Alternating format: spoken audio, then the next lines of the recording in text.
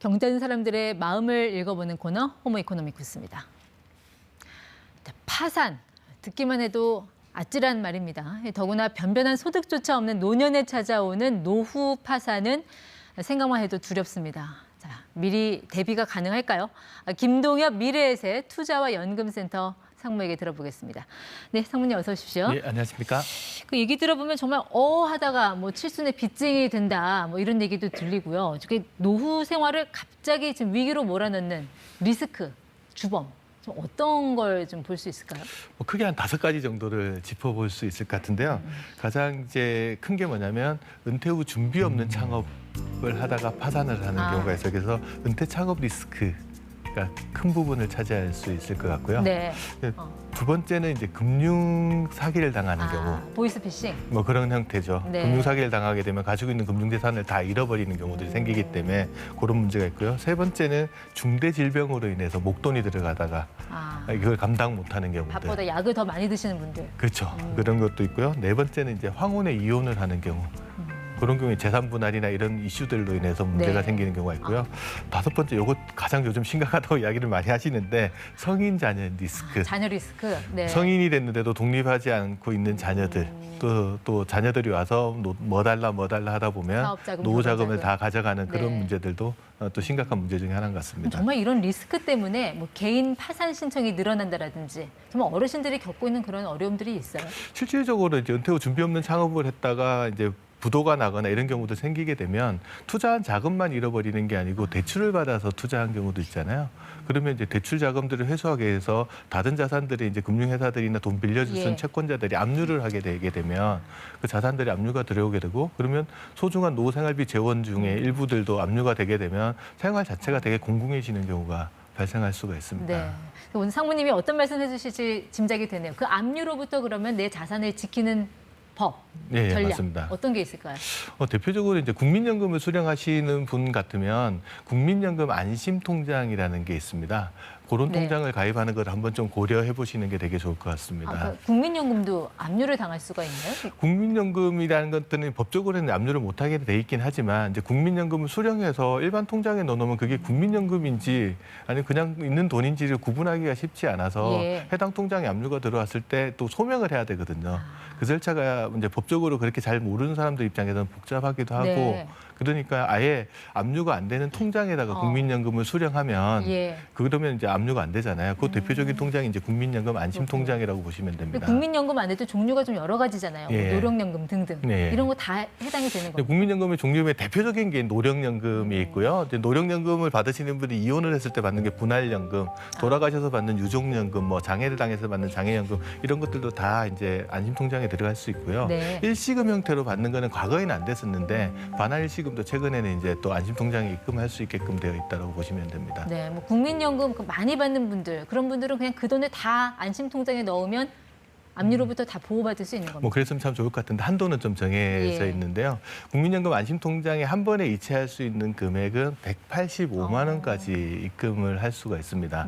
이게 왜 185만 원이냐 물어보시는 분들도 있으시잖아요. 이게 민사집행법상에서 최저생계비 보호해주는 금액이 185만 원이라서 안심통장에는 185만 원까지만 이체할 수 있습니다. 그거 넘어가면요?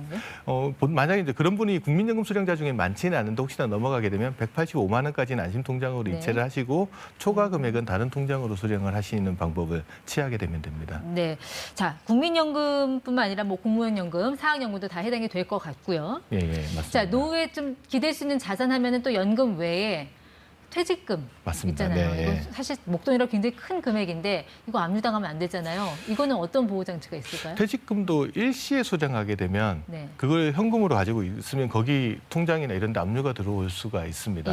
그래서 퇴직금도 통장을 잘 선정해서 이제 수령을 하시게 되면 압류가 안 될 수 있거든요. 그 대표적인 통장이 뭐냐면 개인형 퇴직연금이라고 하는 IRP라고 돼 있는 통장입니다.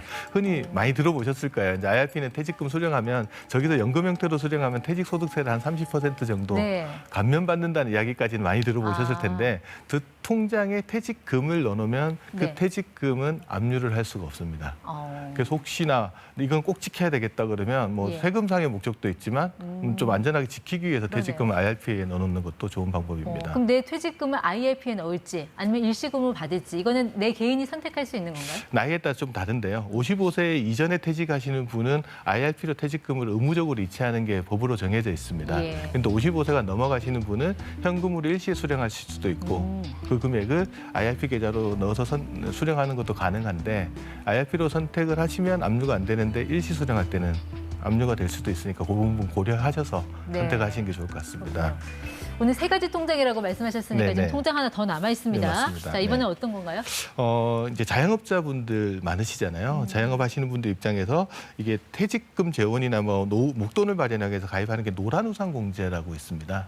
이 노란우산공제는 이제 소기업이나 소상공인들이 많이 가입하시는데 예. 여기에 불입되어 있는 돈도 압류가 안 됩니다. 이 노란 우산 공제가 일종의 뭐 예금 통장 같은 건가요? 일종의 통장이라고 편하게 생각하면 통장이라고 보면 되는데 이제 공제라는 이름 가지고 되게 헷갈려 하시는 분들이 되게 많으시잖아요. 네. 이 공제는 말 그대로 미래에 뭐 불확실하게 일어날 위험들에 대해서 공동으로 재산을 모아놓는 형태를 네. 공제라고 보시면 될 것 같아요. 여기는 매달 얼마까지 저축을 할 수 있어요? 저축하는 금액은 5만 원부터 최고 100만 원까지 저축을 할 수 있는데 10,000원 단위로 저축을 할 수 있고요. 네. 보통 은행 계좌에서 자동 이체하는 방식으로 저축이 이루어진다고 보시면 어쨌든 됩니다. 여기 들어가 있는 돈은 압류로부터 보호가 된다라는 거죠? 네, 맞습니다. 네네. 그럼 여기는 뭐 이자는 어떻습니까? 이율 면에서? 늘어나고 복리 형태로 이자가 늘어나게 있어서 복리로, 예. 뭐 투자하시는 분 입장에서 수익률도 괜찮다고 보시면 될 것 같습니다. 어쨌든 원금 이자를 다 압류로부터 예, 보호한다. 해당 계좌 또 공제에 들어가 있는 돈은 압류가 안 됩니다. 네.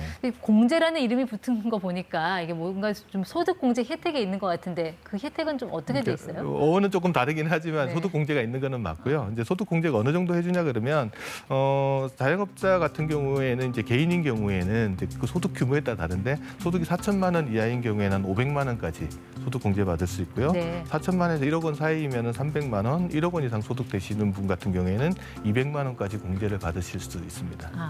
그럼 저축한 이런 돈은 언제 받을 수 있는 건가요? 보통 이제 가입자가 폐업을 하거나 사망을 했을 때 일시금 형태로 수령을 하실 수가 네. 있고 그렇게 수령한 금액 가지고 이제 재기자금이나 이렇게 사용하실 수가 있습니다. 그러니까 폐업이나 사망 전에는 그럼 전혀 돈을 받을 수 없는 건가요? 보는 건 고령이 됐을 때도 받을 수 있는데 이제 예. 만 60세 이상으로 10년 이상 납입하신 분 같은 경우는 그 돈을 이제 연금 형태로 이제 수령하시는 게 가능하시니까 네. 그렇게 노후의 생활비 형태로 사용하시는 것도 가능하십니다.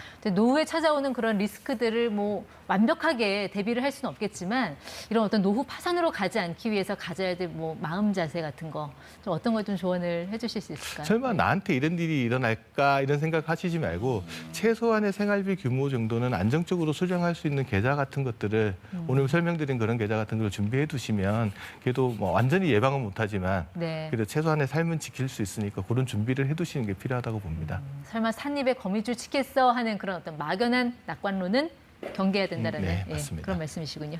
잘 들었습니다. 지금까지 김동엽 상무와 함께했습니다. 고맙습니다. 감사합니다.